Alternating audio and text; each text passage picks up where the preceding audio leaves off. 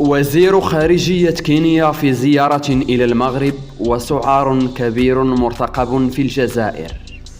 في هذا الخبر العاجل والمهم وكما تشاهدون الآن أمامكم على الشاشة، بدأ اليوم وزير خارجية دولة كينيا زيارة عمل إلى المغرب، حيث استقبله وزير الخارجية المغربي ناصر بوريطة، وتسلم منه رسالة موجهة إلى الملك محمد السادس من طرف الرئيس الكيني ويليام روتو.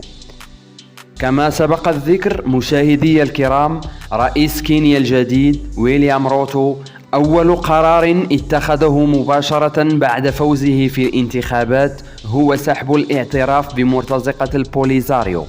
هذه المسألة جعلت نظام الكبرانات يصابون بالسعار، لأن دولة كينيا كانت منذ سنوات تدعم مرتزقة البوليزاريو وتدعم الجزائر ضد المغرب، فالمغرب استطاع بدبلوماسيته اختراق دولة كينيا، وفي المقابل دولة الجزائر قدمت $1,000,000,000 لكينيا لكي تجمد أو تتراجع عن قرار سحب الاعتراف بمرتزقة البوليزاريو. لكن اليوم مشاهدي الكرام نلاحظ تحركات دبلوماسية جديدة للمغرب في كينيا بعد اللقاء المطول بين وزير الخارجية المغربي ناصر بوريطة ووزير الخارجية لدولة كينيا في قمة الاتحاد الإفريقي في إثيوبيا.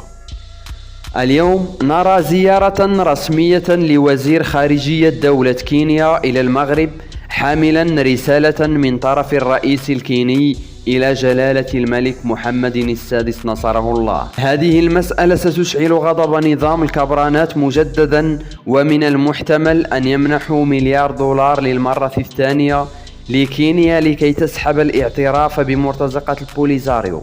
مشاهدي الكرام، هناك زيارة مبرمجة للرئيس الكيني ويليام روتو للمغرب، والقرار النهائي لمسألة طرد مرتزقة البوليزاريو من كينيا وسحب الاعتراف سيكون أثناء الزيارة، لأن هناك سفارة جديدة لكينيا يريدون افتتاحها في الرباط، وأثناء افتتاح هذه السفارة وأثناء زيارة الرئيس ويليام روتو ستقوم كينيا بسحب اعتراف نهائي بمرتزقة البوليزاريو، ومفعول $1,000,000,000 سيهب أدراج الرياح.